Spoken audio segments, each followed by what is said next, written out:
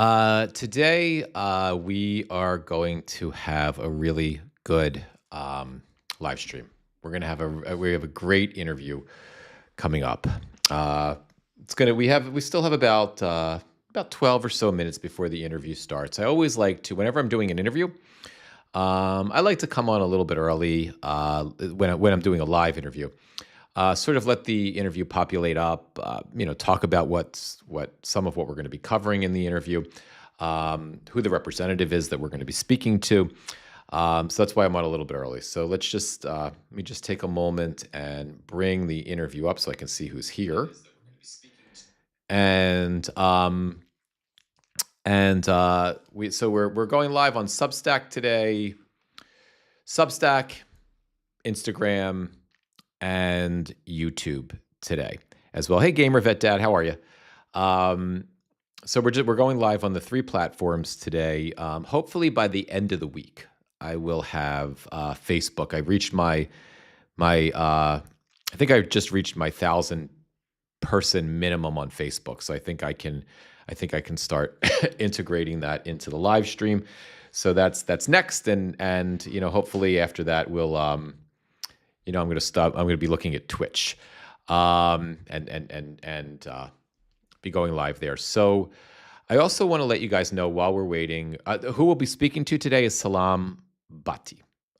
Salaam is a congressional candidate in Virginia's first district. He's a progressive candidate, and he wants to be the next congressman, one of the next congressmen or members of Congress coming from Virginia. And there's a series that I talked to you guys about that I have wanted to do for a while. And it's really, a series between now and the midterms where we look at who's running, and in the pro-democracy community, and we kind of get a feel for what they're all about. And I'm excited to do this. That was to start with Salaam because Salaam is. I'm excited to start with the primaries. Really, hey Winifred, how are you?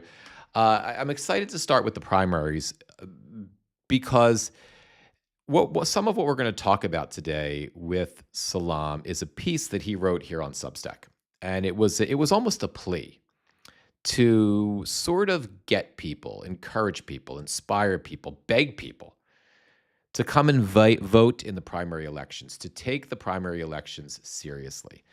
Because although it's very likely that Democrats, I think it's almost a certainty that Democrats are going to win the House in 2026, Salaam is going to ask the question, well, if Democrats are going to win the House, what type of Democrats do you want? And we're gonna kind of, I'm not going to talk too much more about that until we bring him in. But I just want to wet your whistle on that. Also, guys, a little earlier today, I had a surprise interview. It was just set up late yesterday. I did not know that I was going to get it, and it wasn't. It wasn't a live interview. It was a recorded interview. It's going to be up soon, but I keep an eye out for it. It's with Congresswoman Mary Gay Scanlon. She is a member of Congress from the 5th District of where is she? She's the 5th District of Virginia. So we're yeah, same place. And it was a last minute interview, and it was a really, really revealing interview. We talked about the State of the Union. Salaam and I are also going to discuss State of the Union. That's the thing today, right? But Congresswoman Scanlon and I also talked about, during the Pam Bondi hearing, she was interviewing Bondi, the Attorney General. This was with the Judiciary Committee. And Scanlon had an opportunity. She didn't cover necessarily the Epstein stuff because she wanted to bring something else to light. And she questioned Bondi, didn't get an answer, of course, about the Department of Justice's efforts to create a list of enemies, a list of perceived domestic terrorists. That was, and it was terrifying when I first I remember when the news broke about it, and it was scary because that could be all of us. That could be any of us. That came shortly after, well, months after, but on September 22nd, the village idiot Donald Trump published an executive order where they declared Antifa a terrorist organization, and it sort of set up this opportunity for them to the FBI and the Department of Justice to subsequently let us all know that they created an enemies list or a list of everyone they determined to be domestic terrorists. That also dovetails reporting from earlier last week or later last week, I don't remember, but reporting from last week that sort of has informed us about the fact that the Department of Justice and the FBI are flooding social media outlets with subpoenas for anybody who is bad-mouthing ICE. They want the names, the contact information, the instances where those of us who criticize ICE on social media, they want that. So because the Congresswoman brought that up on, and that was her absolute focus with Bondi, we discussed that. We kind of got into that a little bit, and she because it's a really scary situation, and she provided, sorry guys, she provided a good bit of information about what it was that what she was trying to get at with Bondi, right? What she was trying to achieve, and also how members of Congress can protect us to the extent that they can from the Trump administration, and how we can protect ourselves. And how the objective here, hey Tina, how are you? How the objective here is to not let them stifle us. For anybody that's just joining, I know we're just, anybody that's just joining, in just about 5 minutes, we have Salaam Bhatti is going to be joining us, a member of Congress, or somebody who's running to be a member of Congress. And what I'm discussing right now is that I had a surprise interview that I wasn't expecting. That just got set up late yesterday. It's recorded. It'll be up in a little bit. I have to do just a little bit of editing to clean out some of the dead air before the interview. When I was just kind of waiting for the Congresswoman to join me, I had logged in a little bit early, but it was Congresswoman Mary Gay. Mary Gay Scanlon, and it was a great interview. So I just want to kind of keep an eye out for that. Once I publish the interview, it'll be up and it'll be live.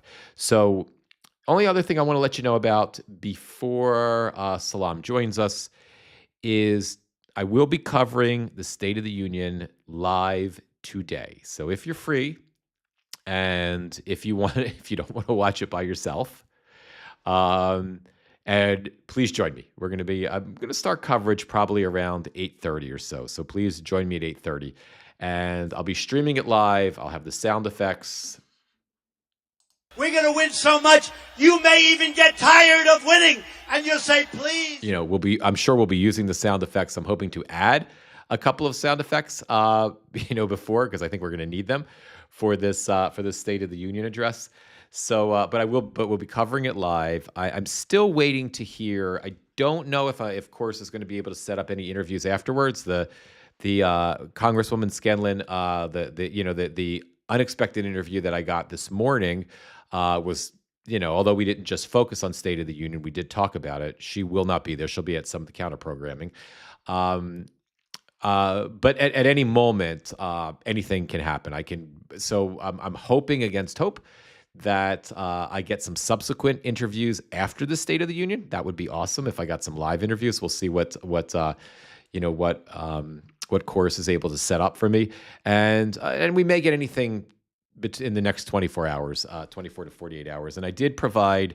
We all were asked for a wish list of our dream interviews, so I provided a list as well of folks that I would love to talk to. But I'm happy to talk to anyone, even the Republicans, if they are willing to come here.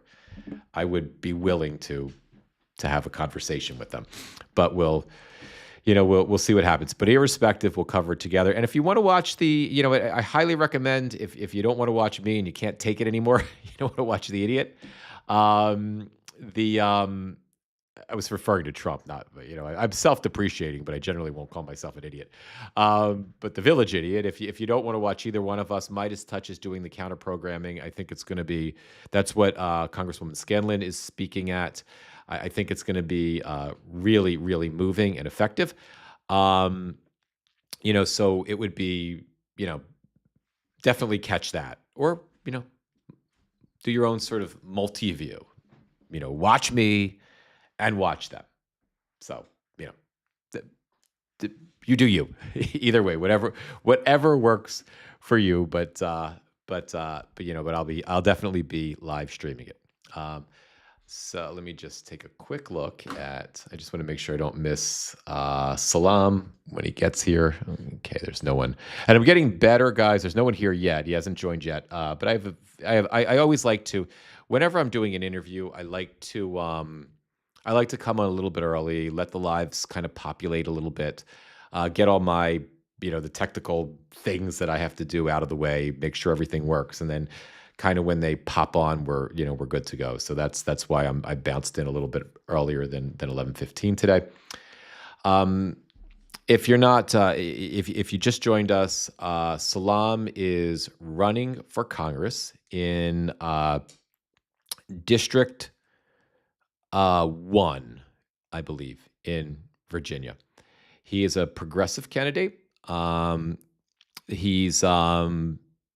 It's a pretty big, there's a pretty big group of folks that are in the primary against him. He and one other candidate are the front runners right now, at least according to Ballotopedia. So we're going to talk about his campaign, what his positions are, why he would be a great representative, why he thinks he would be a great representative for the first district in Virginia. We're going to talk about a little bit of the redistricting stuff if we have time. Like Virginia's looking at redistricting. I believe the public is going to get to vote on it. It could net 4 seats for Democrats. This is all in response to what Republicans and Trump did in Texas, where they netted 5 seats. We're going to get into that, and I'm going to start out when Salaam joins us with the State of the Union, because I'm really curious now, because I think you can make a really good argument as a pro-democracy leader, someone who either is a member of Congress or wanting to be a member of Congress. I think you can make a really effective argument to watch the State of the Union speech or participate in it, or participate in the counter programming, or do your own counter programming. I think you can make a really good argument for anything. So I want to see where Salaam stands on that as well. So we'll get a feel for where he's at as well. So we're at about 11:15. So let me just while we're waiting for Salaam, let me just bring up some news just in case, because you never know. Our schedules might be out of whack, and you never know what can happen. So while we're waiting, instead of me just babbling incessantly about nothing till Salaam gets here, let's see what's going on. All right, guys. So while we're waiting, hey, Paul, how are you? Hey, Gail, I don't think I said hi to you yet, Gail. While we're anxiously waiting for Salaam, let's pull up some Trump's global. This is fucking crazy. Trump's global tariff takes effect at 10%, despite his announcement of 15%. Oh, hang on, Salaam is here, so let's end the news. Hang on, let me just bring him in, and then I'll bring him over. Let me answer, and then I'll bring him into the live. Hey, Salaam, how are you? I'm going to bring you in just. I know you can't hear me yet. Hang on. Hey, Salaam, can you hear me? I can hear you just great, Mitch. Thanks for having us, man. Thank you so much for coming. It's nice to meet you in person too. I mean, I've seen you a little bit, but it's nice to actually see you face to face. So Salaam, just to let you know what you're getting yourself into, where we're at right now. We're live streaming on Substack, Instagram, and YouTube. And Do And I you? always, whenever I have a guest come on, I always like to come in a little bit early so I can kind of, whoever's going to come, let the live start to populate up, and I always screw things up technically, so I have to fix. I like to come in a little bit early, so I've been babbling incessantly for the last 10 minutes, until until I had you come in, but. I, Do you want to send me an invite on Substack? I don't know how the API works. I can. yeah, let me see if I can. Um, Let me see if I can even figure out how to do it because it's been so long. Hang on, Salaam. Let me see if I can. Like if I join, Yeah, it's at. Let me just see if I can send you a link to. Xenocracy.news is the name of my Substack, and that's where you would kind of see the. And you would think I would know how to do this after all this time, but you'll be able to sort of pop in and kind of pull up the live through there if you have a chance. If not, I'll whoever finds it first. If I find if you get over I there am first. I am in the Substack live. Oh, perfect, perfect, perfect. So So you'll be able to see some of the questions if we get any, and also get a feel for who's here. So first, let me introduce you. So let me just bring up my. Hang on one second. Okay, so Salaam, and correct any of this if I screw it up, please. I pulled all of this off of your campaign site. So Salaam, you're a congressional candidate, right, for Virginia's first district. You're a public interest lawyer. Some of the work that you've done is with the Virginia Poverty Law Center. You built out a SNAP screening program for Virginians that wound up being rolled out nationwide. You advocated and won a repeal of some unjust and racist laws in Virginia, which, as we get a little bit further down the line, I want to ask you about that because I'm really curious. So, first thing I want to ask you, and please, if there's anything I missed that you wanted to add as well about your background, please share it. There's a lot that I want to dive into with you, especially based on your article. But before we get into that, it's State of the Union Day, so I've got to start there. What are you doing? Are you watching it? Are you watching the counter programming? Are you doing your own counter programming? Are you doing none of it? Where do you stand? So many things. So I don't have a plan to watch the State of the Union because I know the State of the Union is terrible. So there's really nothing else to watch that for. I am looking forward to Summer Lee's response from the Working Families Party. So I'm Yes. definitely going to be watching that.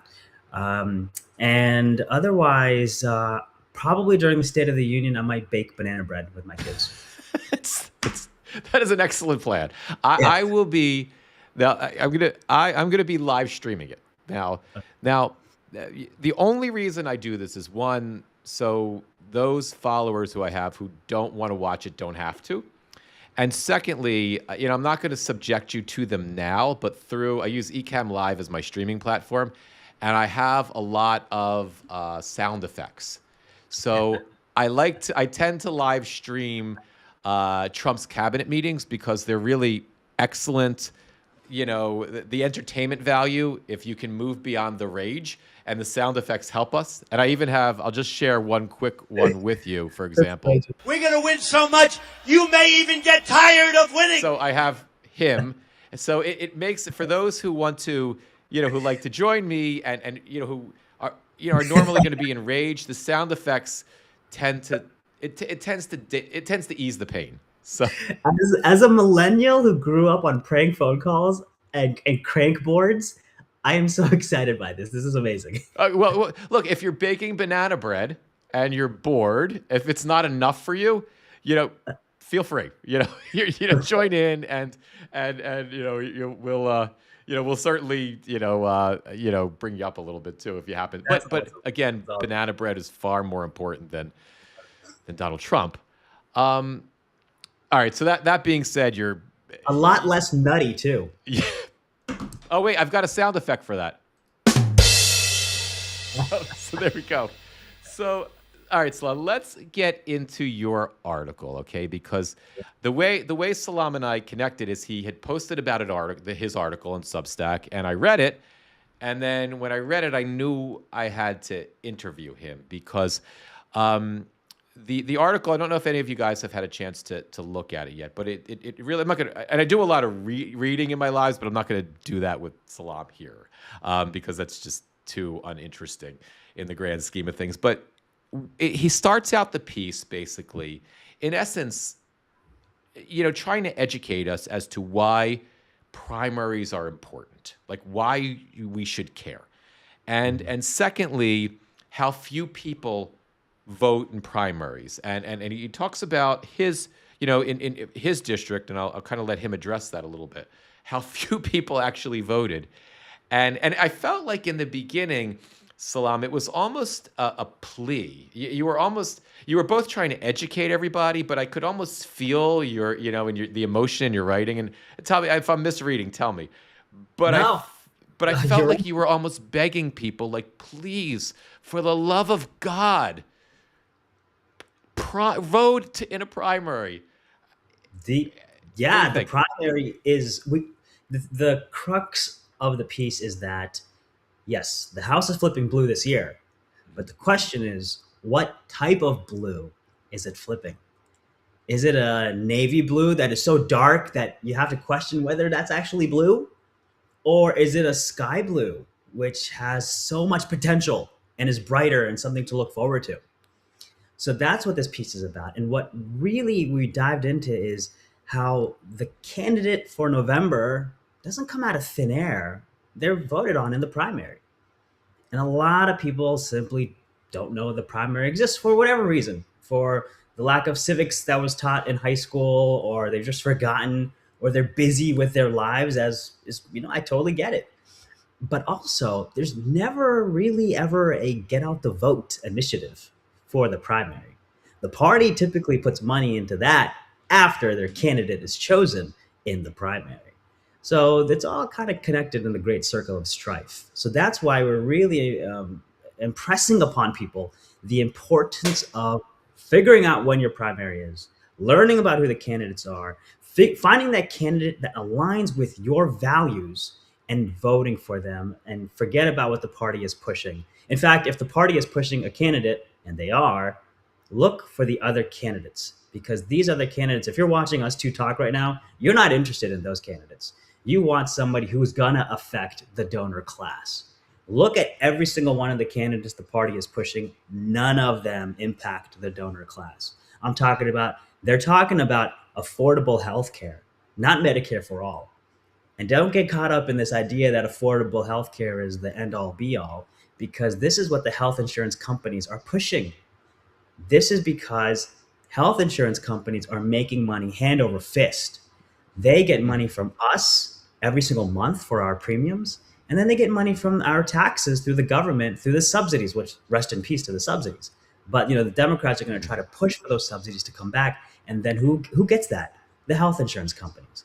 And the health Yes. insurance companies are for-profit organizations, meaning that their costs increase every single year because their primary goal isn't to give us healthcare, it's to create value for the shareholders. How do you create value for the shareholders? By increasing your profits. How do you increase your profits? By making things cost more. You make things cost more, the subsidies are going to go up, our taxes are going to go up, and it's just a big scam. Yes, and I agree with you, and I just want to kind of dial out to the macro a little bit more because something as you were kind of something I struck totally, me. I totally nerded out there, man. I totally went in. It's all good. I live for this stuff, so it's all good. I love it. You've given up on the DNC though. That's what I'm hearing, right? Ken Martin. And look, I have mixed when he was, I was following the whole sort of kind of strife thing at the DNC when Martin was elected, and he seemed, too nice. And then he had there were some things that went well, and some things that more things that but at least at some point he went to Minneapolis later on, right? There was that whole thing. I don't know how much you were paying attention to it, but with David Hogg, who was, he was one of the survivors from Parkland, and he's grown up, and he's probably pushing. He runs the organization Candidates We Deserve. He's pushing, similar to you, for progressive candidates that can make a difference. And there was that whole dust up at the DNC where Hogg was basically pushed out for not agreeing to, or for pushing for primaries, right? For not supporting the candidates. And I on the one hand, the progressive in me was like, yes, yes, yes. At the same time, back in February, because we hadn't had, months of every election that matters, the Republican candidate underperforming by 10, 20, 30 points, right? So I was still fearful of saving our democracy, right? So I didn't care who the candidate was. I just wanted Democrats to win, and I figured we'll just make American democracy survive, and then we can hammer out policies that are better for people. I've evolved a little bit now because I feel a little safer. Like it's a foregone conclusion that we're going to win the House. But my question to you, I guess, is that you're done with the DNC. In other words, you're not getting any money from them. They're not, even if you win the primary, you don't expect they're going to support you, you're over it. Is that correct? Yeah, we're not pushing for endorsements from the DCCC or DNC. In fact, it's the anti-endorsement. They've endorsed somebody else in our primary, and I'm proud to not have the DCCC endorsement, because that means I am not corporate backed. I am not APAC backed. I am running on policies that the people want, because the people want something very different from what the donor class wants. The people wants the three priorities, Mitch, that we're running on are Medicare for all, and that impacts the health insurance donor class. But it's great for the people, and it's trending over 60% in the polls across the country. We're pushing for taxing the billionaires, their fair share. And again, that impacts the donor class, and I don't care. This is going to be helpful for the people. We have a big hole in our budget because the billionaires are just taking tax cut after tax cut, when really we should be focused on balancing the budget. And if you give tax cuts when you have a deficit, or when you're deficit spending, that's not economics. Like, that doesn't make sense. And then the third one is campaign finance reform. People are seeing through it. They're seeing how all of the nice things we can't have that other countries have is because of Citizens United. It's because we have capped the House at 435 folks since like 1929. And it doesn't make sense, because back in the day, it was one representative for every 30,000 people. Mitch, do you know how many people are in my district right now? How many? I have no idea. Yes. In your 130,000? I don't know. 800,000. Oh, wow. That's a huge district. How is it fair for the people of the district, 800,000 people, to be represented by one person? Yeah. And how is it fair to that one person to be able to represent, to do justice to 800,000 people? And my current district has suburbia, new suburbia, rural, farmland, the entire Chesapeake Bay. So if somebody's like, what's your priority for the first district? Like, which part? That's nuts. So when I do get asked that question, I'm like, Medicare for all. Federally, this is something that's going to impact every single person positively, and be that economic boom that we need.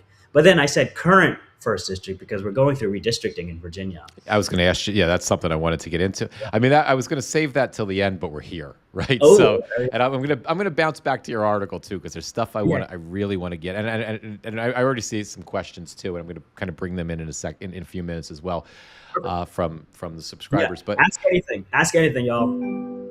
Awesome. Someone's at the door. Who's at the front door? Probably a solicitor. Maybe it's somebody running for Congress, knocking on doors. The guy that's just fixed the side, he's here. Oh, the guy who's fixing the side of our house is here, y'all. Oh, well.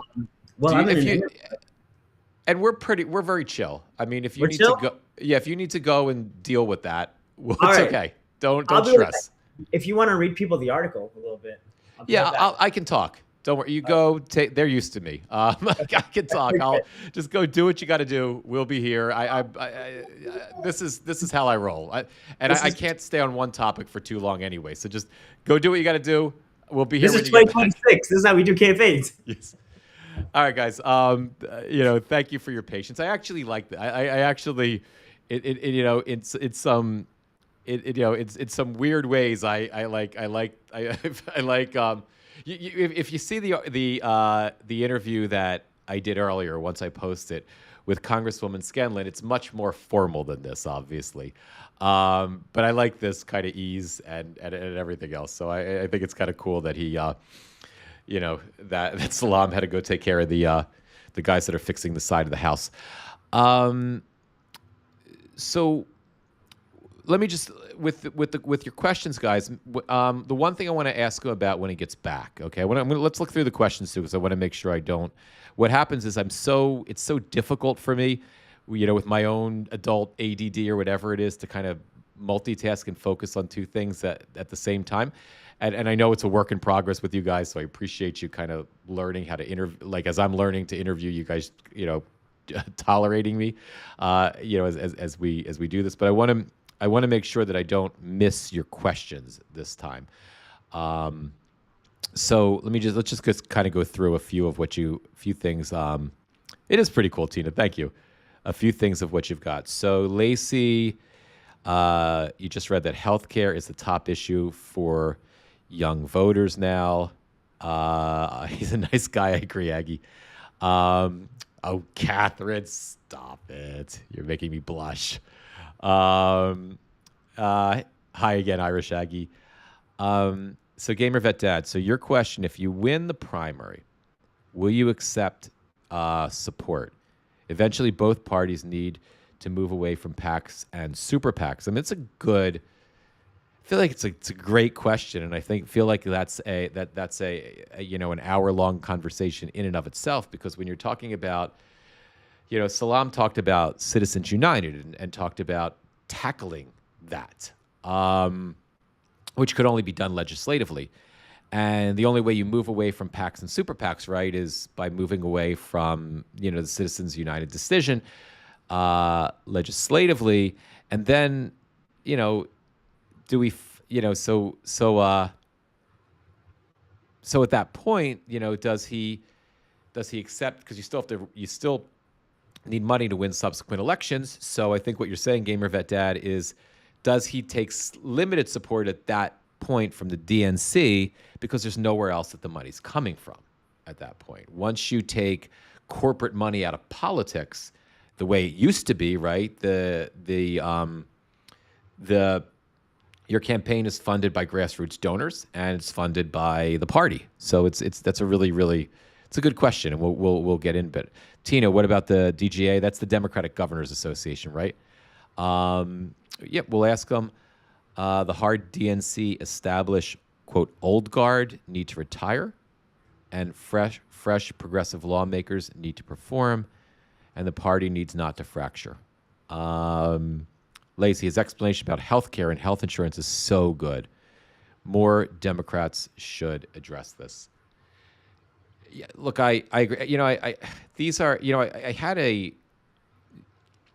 I had a like I said, a really good conversation with Congresswoman Scanlon. I think, but we covered a bunch of high level things because I only had 15 minutes, and that recording will go up as a little bit later this afternoon.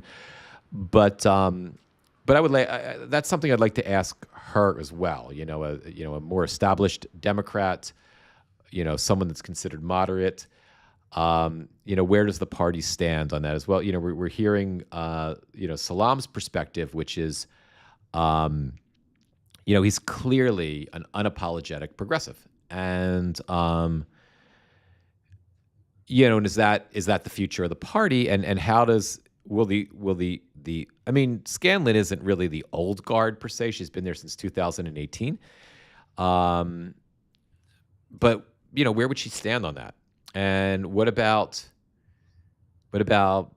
Jeffries? And I almost envision, right, this scenario where a healthier version of what happened to Republicans happens to Democrats. And it's kind of like we're in the only moment it could happen, right? What happened to Republicans, right? In 2010, there was the the Tea Party, which was really just a racist reaction to Barack Obama's presidency, cloaked in healthcare, right? So the Tea Party comes up, right? The Tea Party is created, and the Tea Party over becomes a powerful force. You get all the Freedom Caucus gets developed, and you have all these Tea Party folks, starting with Sarah Palin as really the first one, right? And that community over time devolves into Trump and devolves into MAGA, right? And then that community over time, and that community over time sort of takes over the Republican Party, right? It took once Trump entered the picture, it takes just a few years, and that community becomes the Republican Party. And the only place where you don't see it fully infiltrated is the Senate, although that's kind of happening, right? And the Republican Party is lost to the extremists, right? It's but in a healthier way, in a healthier way, I wonder if you can make the argument that this is what can happen now with Democrats, but not with extremists, just with a party shift, because Trump has created a moment where almost any Democrat could win, and almost anywhere, right?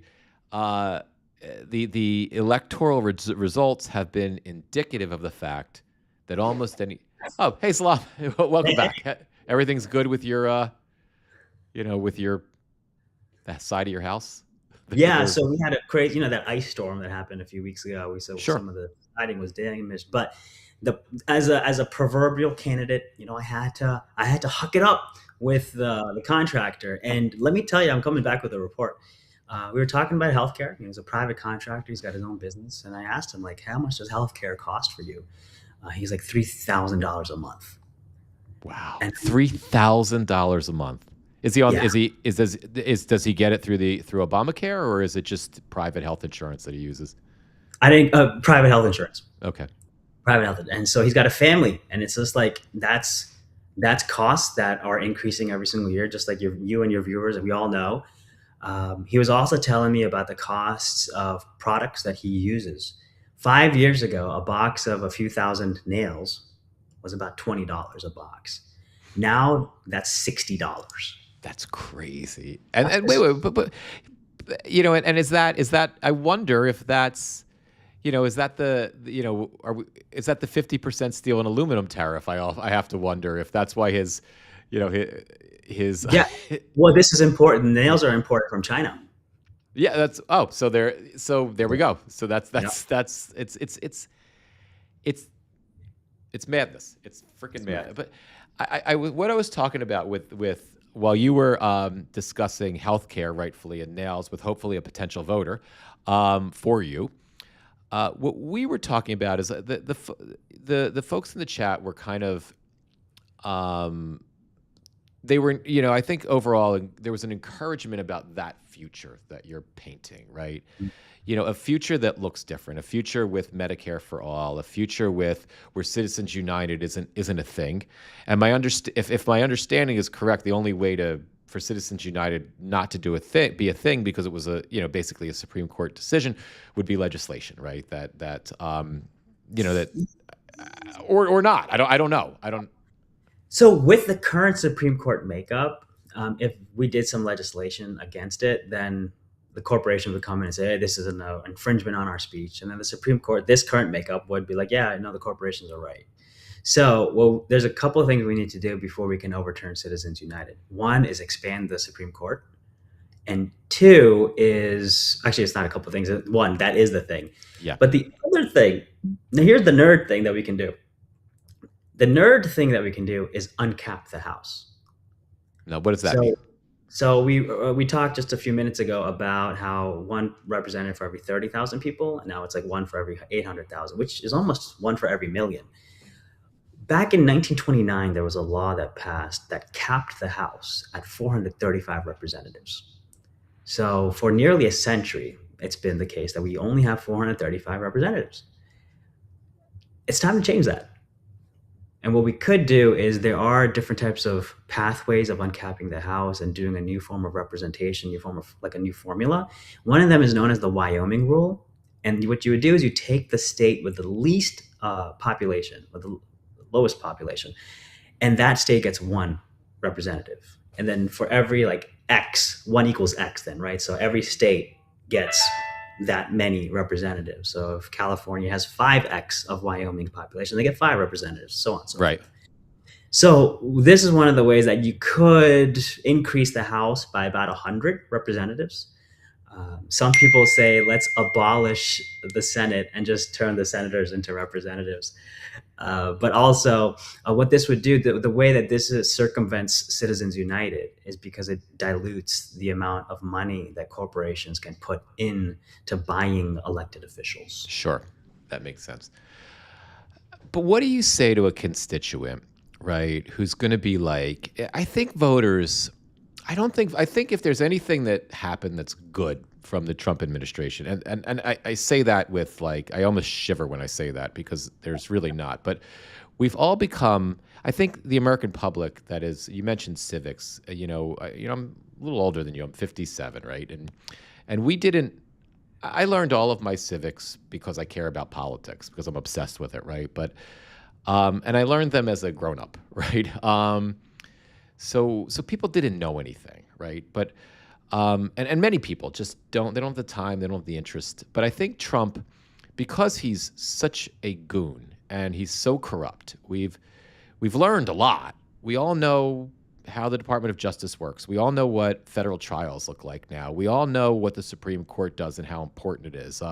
We're all being affected by it, right? So I think voters, I hope, I don't know if I'm being naive, but I hope that because of how horrible the 2 Trump administrations have been and how that the public has become more educated and that has become more civic-minded because the news talks about it now. And therefore, I think, to a certain extent, as we become more civic-minded, we become more practical in terms of we see a Congress that can't get anything done, right? And you see progressive candidates who come in, Jasmine Crockett, AOC, and they come in to the House they're on fire. And the fire never goes away, right? But they eventually, surrender to the fact that, like AOC's politics haven't changed and her fire is there. But she knows that Medicare for all, from her perspective, like she knows she's not getting that passed anytime soon, right? And I think the public thinks that. So you're coming in as a new candidate, as the change agent, right? And but how do you sell that to an educated, I hope, an educated constituency that is also skeptical of anything and I know there's a confidence that we don't have to necessarily worry that whoever's going to win, we just need a Democrat to win, so we don't have to, it doesn't matter what Democrat it is because democracy needs to be saved. I think we're beyond that point. We're going to be okay in the elections. Depending on a few terrifying factors, but we're going to be okay.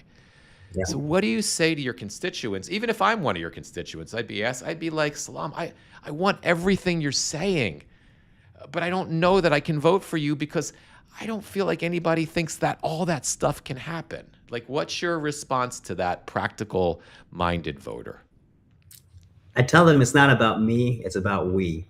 Okay. And there are scores and scores of candidates just like me running across the country on Medicare for All. So we are all running in primaries. And I have never seen so many people talking about primaries. So I'm really excited. And what I tell people, and this is not your orthodox candidate, I'm not your orthodox candidate where I'll say, hey, everybody across the country just donate to me. I tell people, like, listen, find your local Salaam. That's in the piece, find your local Salaam and support them. Give them a chance of going up against the establishment candidate and coming out the better. we've seen across the country progressive candidates just like me winning and really decreasing the R plus numbers by historic amounts. In the case of Afton Bain, for example, because we are fighting for things that people want. And we have to realize that we need revolutionary vision at a revolutionary time. This goes back to England after World War II, when the Nazis had devastated England. The new leadership came in and they were like, we haven't been elected to do patchwork legislation. This is a revolutionary time for revolutionary change. And that's how the National Health Service was born. So similarly here in America, Nazis have destroyed the country, Mhm. and everybody is looking to the midterms to elect leaders, not people who are cowards or without spines. This is a time not for patchwork legislation. We're not going back to yesterday because yesterday's centrism brought today's fascism. We are looking for revolutionary vision at a revolutionary time. And when we get that throughout the country, we'll have a better block. We will be able to join AOC and Representative Diapol, Senator Sanders, Yeah. and create a better unit of moving towards Medicare for all. The voters know we're not going to get it overnight. We don't have the president in office, and we don't have a Democratic president who ran on Medicare for all. So we're still building that coalition to build the change that when we do have a president who runs on Medicare for all, who wins in 2028, first day, we can hit the ground running. You know what would be so satisfying about this as well? I believe that the current MAGA community and the portion of that community which you effectively refer to as the Nazis, have kind of gotten us to where we are. I believe all that started with healthcare, right? I think back in 2010, I believe that the Tea Party, when it began, was just a racist response to Obama, right? To a black candidate. And it was cloaked in healthcare, right? It was that you're going to take away my healthcare. Sarah Palin had her, and the death panels and all that. But healthcare was the excuse you just couldn't say it like you can now. Now you can just be a racist, right? It's fine, right? Now, but back then you couldn't, and that eventually devolved from the Tea Party. We had the Freedom Caucus became a thing, and then we had, eventually Trump was able to take advantage of that and turn that into MAGA. So if healthcare and Medicare for all that was the very thing that I think was manipulated to sort of kick off the nightmare that we're living in now. So it would be satisfying if that were the thing that moves us back to a healthy homeostasis, in the country. The backlash to Obamacare was unprecedented, especially from Republicans, considering Obamacare was Romney care. Yes. It was Yeah. a Republican model. Yeah. Republicans lambasted. So it's entirely racist that this whole response was. Sure. Are you talk about your politics a little, the politics of your district a little bit right now. First of all, you guys, at least from what I saw on Ballotopedia, you guys are you and there's I think one other candidate that are really the front runners. If I read the Ballotopedia, but it's a big field of people that are running in in the primary. What happens? Are you guys going to have a chance before the primary to debate? Have you had debates? Or is that not going to be a thing? What's happened? Because I think if you did, I mean, you're very well spoken. You know stuff, which is for I'm thinking about Republicans right now, but that's not necessary anymore to become a member of the U.S. House of Representatives, especially on the Republican side. And you're able to articulate your position, which again I think would scare off some moderates in a way that is very, I think Tina just said, or Lacey just said, it's very inspiring. I'm not saying you guys are moderates. I just happened to see it in the chat. Will you have that opportunity, or do you not know, or We don't know yet. The primary has been moved from June until August, so we still Okay. have quite a runway to get to there. Yeah, that's a Uh, long time. and we're going through the redistricting referendum. That'll be on April 21st. So the party is quite busy and occupied with that. I believe we'll see some more. We did have one forum so far. Mhm. One of the county Dems groups organized that. Over 100 people attended that. That's cool. It was really well received, and it was well done too. They held a timer for all of our answers, so we only had 1 minute Right. because there were 7 of us Oh, candidates, so yeah. it had to be, and we all kept ourselves under a minute, and that was a really good opportunity. A lot of people were able to see us side by side by side, and we won a lot of supporters from that. That's cool. Is there any polling at all? And I don't know if they do polling for like a district primary, but is there anything where you have an idea of where you stand? I haven't run any polling. It costs tens of thousands of dollars Right. to run polls, and we are a grassroots campaign. We do not have that money, Mhm. and even if we had the money, we wouldn't spend it on polls because we know what the people want. We know what the people need because we are running on those priorities. Sure. We And would spend money on knocking on doors in our ground game, and we're going to have the best ground game. We're not going to raise the most money, and we don't right. intend to. We're going to have the best ground game. And is that how you're doing it? Like a tradition, even though it's your message is revolutionary, and in a healthy way. But is your campaign the old-fashioned way? You're knocking, like you said, knocking on doors and going out and going to, like, I don't know what's big in Virginia. Here in Jersey, it's diners, But whatever, is that how you're actually campaigning right now? We're going to start our canvassing not this weekend, next weekend, by going door to door. We have the access to NGP van, which I'll tell you, and the viewers probably don't know this, it cost us $7,000 to get access to knowing which doors that we need to be knocking on. And when Wow. you're a grassroots campaign, that's costly. It's going to cost us another $3,000 to get on the ballot. That's just 3,000 just to get on the ballot. yeah. Wow, that is it's not easy, right? It And ain't, that actually leads to a oh, go ahead. it ain't I'm sorry. easy. It ain't easy, and it ain't right. Yeah. But also, to your question about canvassing, what we've been doing is we're going to where the people are already. So last night, for example, there was a basketball game between the General Assembly members and the lobbyists. Or no, I'm sorry, it was the governor's administration versus the lobbyist, and the second game was state senators versus delegates. So I was there getting my petition signed. Hundreds of people there, right? So this is go to where the people are and let them know about your message, especially with such influential people who are there. Got to meet with somebody who's like working within the Veterans Administration or component of Virginia, and we had a great nerd out conversation about how we need to improve the veterans. When I was in law school, I served on the Veterans Clinic. When I was in high school after 9/11, I wanted to join the Marines and fight for my country, but I ultimately didn't. But I still had the desire to serve. So in law school, I got to serve veterans. And I saw the bureaucracy of the Veterans Administration, how Oh yeah. terrible it is. So it really impressed upon me like, hey, we may go all out in supporting our troops, but we do nothing to support our veterans.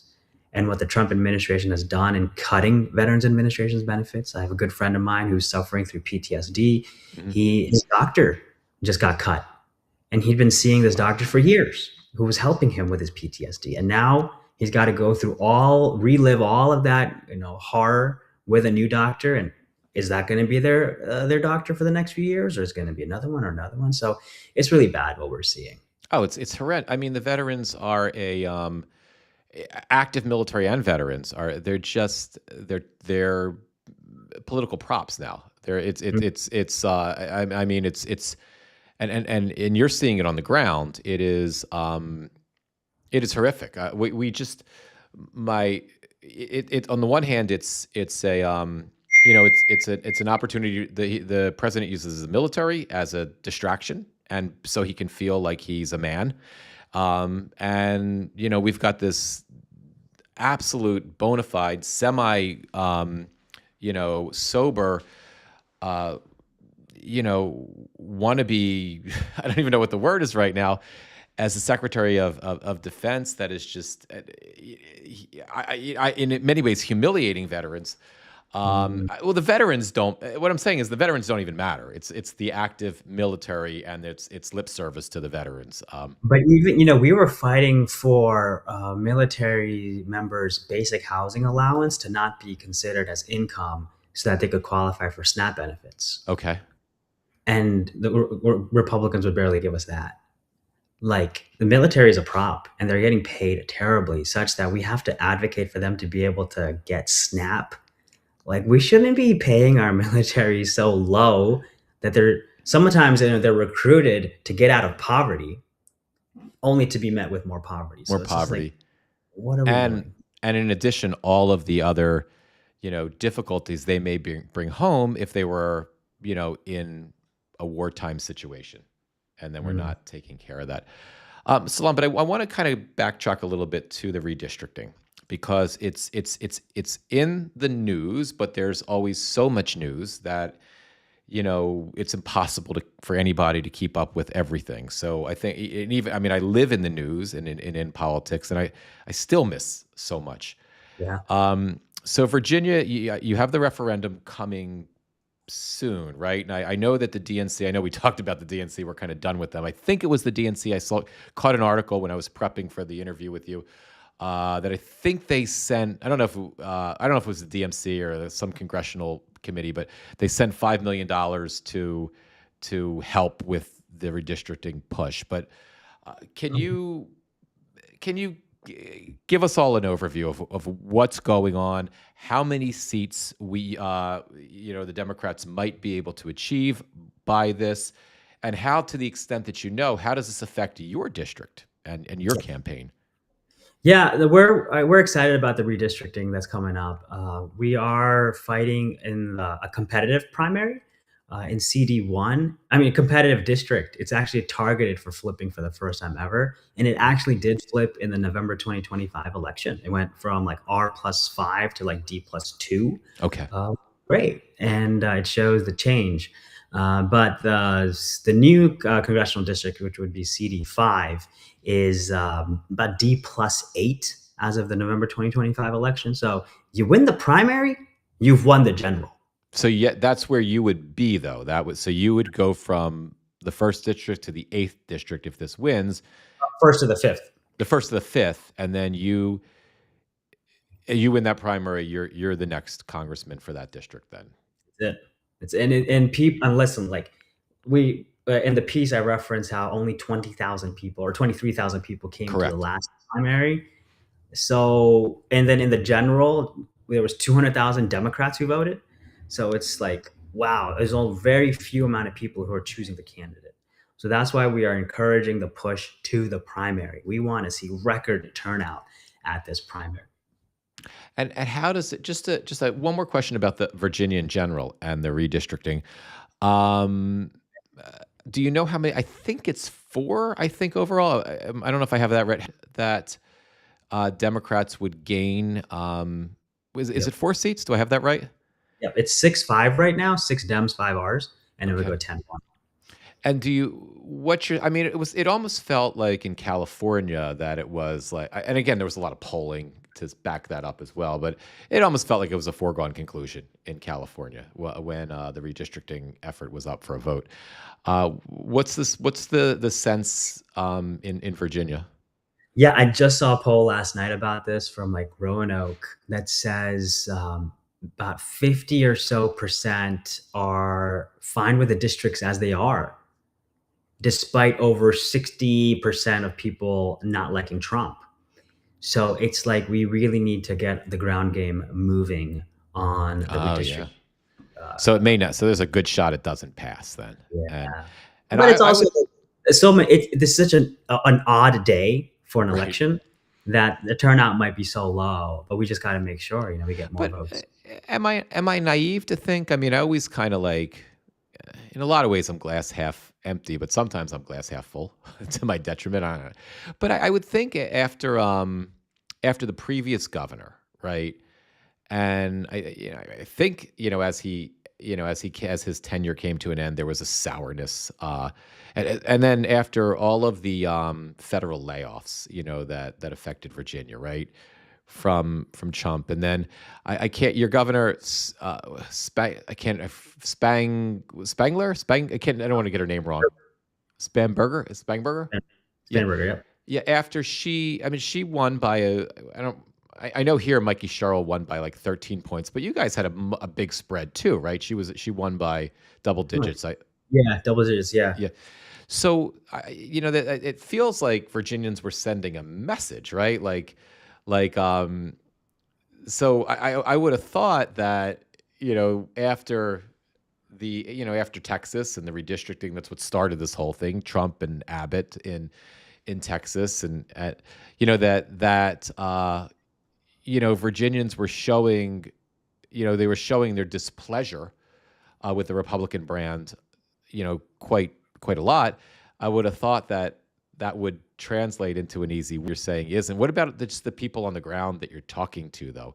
Like, are they matching up with the polling, or is that something? Or are you just not touching that when you're meeting people?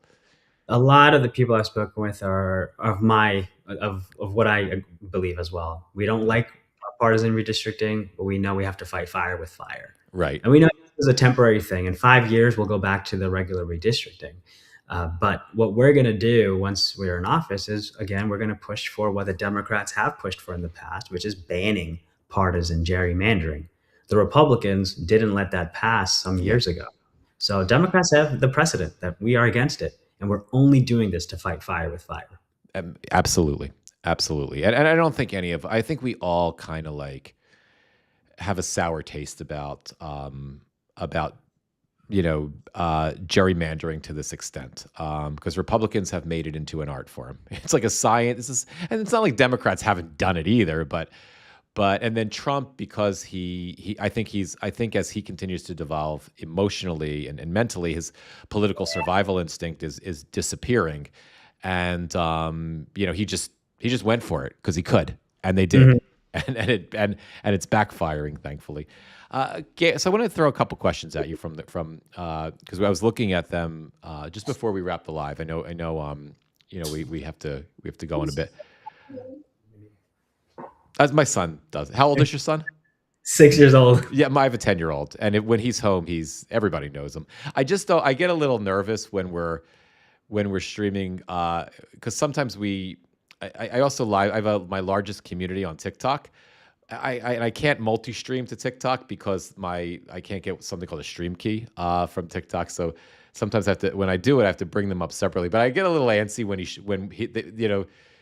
his face appears then, because a lot of the folks from the MAGA community come here, and I don't know, it makes. But otherwise, he's always kind of sticking his head in. No, I feel the same way. That's why I kind of pushed him off, because I don't want him. I don't put my kids on any social media, any campaign photo shoots, nothing like that. And I've always had this weird aversion to candidates who have family photos. Yeah, like, I don't want to see your family. This isn't a monarchy. I'm not voting for them. Like, that's pretty funny. Yeah. Like, you're not voting for the generations to come. That's really, really funny. I never thought of it that way. I mean, I just do it because I'm afraid of the nuts. When I was a reporter, I used to, years ago, I was writing for HuffPost for a while, and I was promoting myself on Twitter because I was a freelance reporter, and that's when Twitter was a thing, and that's where the journalists would report themselves. And somehow I used to post, I only posted on Twitter and Facebook, but Facebook was like family stuff, right? And Twitter was political stuff. And at one point, I think I wrote a story about extremism and the fact that the right, this was 2018, the fact that the right, just data about the right perpetuating extremism more than domestic terrorism. And I somehow somebody took the time, and I don't dealing with anything like what others are dealing with, but they took the time to go to find me on Facebook. My son was a baby, and get his picture and put a bullseye on it and post that, on Twitter at me. I mean, I was used to getting insulted, being called a libtard and whatever else, but I wasn't used to the actual threats, and it was, so that's why ever since then I've been I've been nervous about the kids. Well, I have one, but about him being seen online because, who knows what they're going to do? You know what I mean? So, but back to, I had a question from Gamer Vet Dad. He writes some articles for us. He's one of the subscribers here. In reference to, and Gamer Vet Dad, correct me if I'm screwing up your question because it's way back in the chat. The fact that you don't take any money from the DNC. Let's say you win, right? And let's say we're successful in getting rid of Citizens United. Gamer Vet Dad was asking, well, at that point, would you shift? Because where else are you going to get money from? In other words, like if super PACs and PACs are gone, and now you're established as a candidate, you want to continue to run, maybe the grassroots funding will be enough. But he's asking, would you at that point consider taking money from the party? Yeah, absolutely. And also, there's some really good local models of campaign finance where the public get a set amount of money to give to their candidates, or that, the candidates can, if they, get a certain amount of money raised from in-district members, then they get, public financing or something for their campaign. So this is a model that, these are models that we can explore for a federal level as well, so that people can put in some of those campaign bucks towards a candidate of their choice. So there's a few ways around it. So there is. So it's not something you're not permanently, because things can change, and if things get better, you're both looking at local financing and then financing through the party as well, if that's a possibility. There's just one or two more questions, and I know we have to wrap the live. I know I've had you on for 45 minutes, so I appreciate your time. I'm going to just go into my notes here because there's one or two things I really wanted to get to.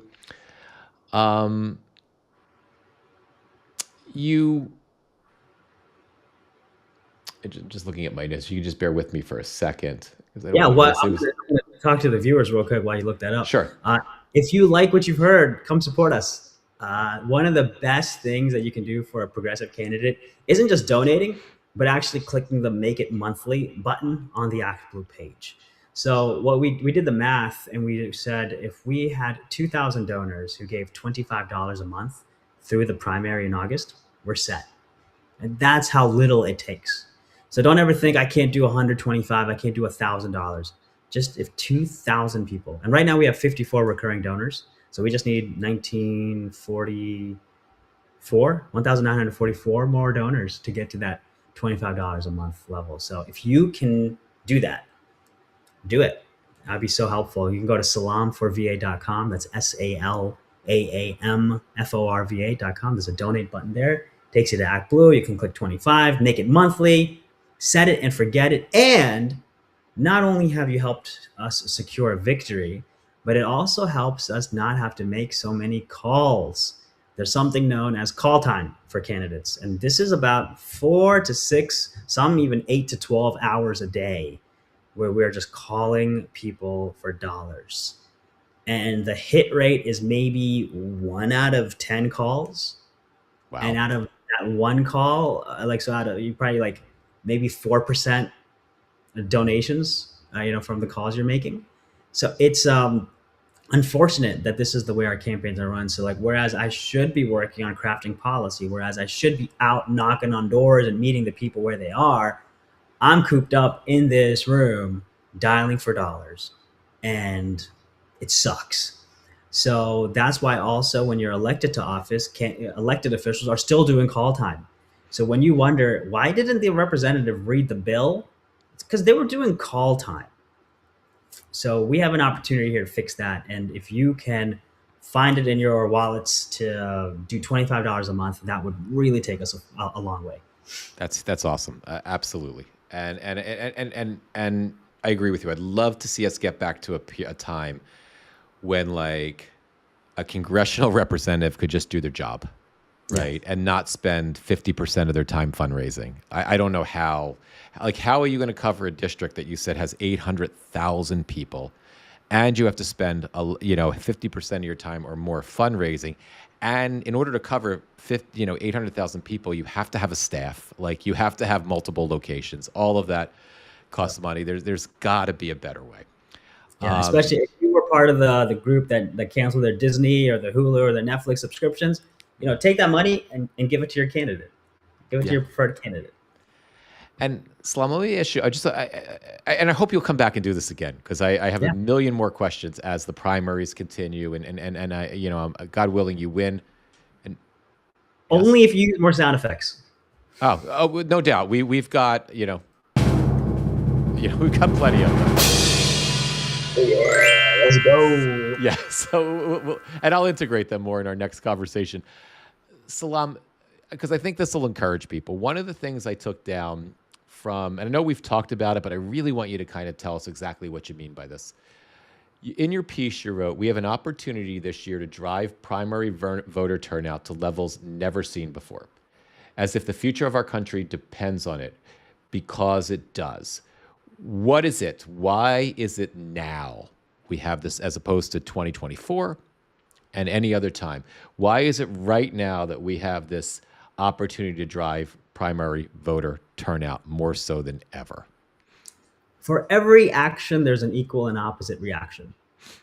What we do this primary has to be that equal and opposite reaction to the devastation that the Trump regime has done to this country. Not just from cutting and gutting our welfare programs and forcing hundreds of thousands of federal employees out of jobs, not just recruiting racists and rapists to be in ICE and raping children in detention centers, but this is a moment of great karma where we as a nation have to do something revolutionary to make sure that the hammer of karma, that the hammer of justice does not come down on this country.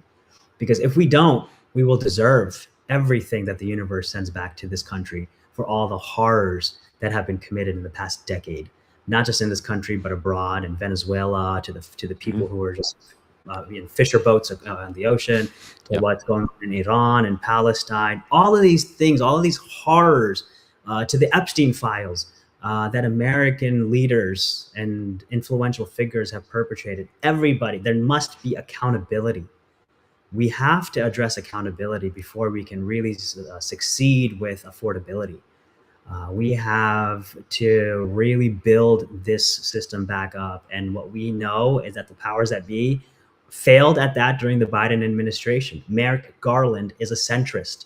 He had one job: to prosecute Trump and the administration and all the ICE officials who have raped countless children. They didn't do anything regarding that.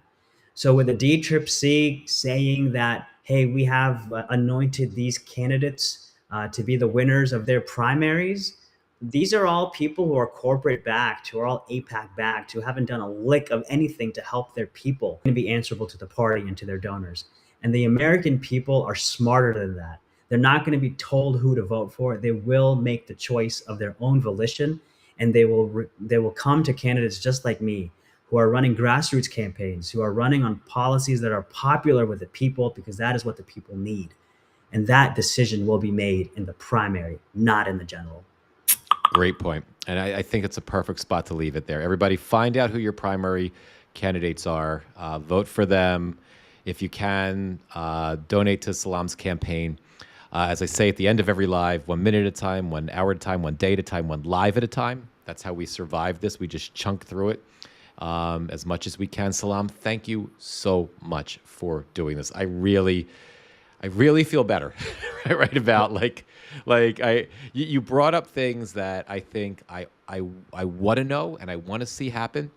And I've been so scared of losing our democracy. I have avoided diving into some of them because I just want the Dems to win. But you've inspired me to recognize that it's bigger than that, and the moment is bigger than that. And if we blow this moment, we blow our democracy, but we also blow our opportunity for a better future to fix what's been a mess for decades. So thank you for that. I like to end by saying, there's no one else coming to save us. We are the ones we've been waiting for. Amen. I couldn't agree more. Salaam, take care. I'll see you again soon. Okay. Thanks, Mitch.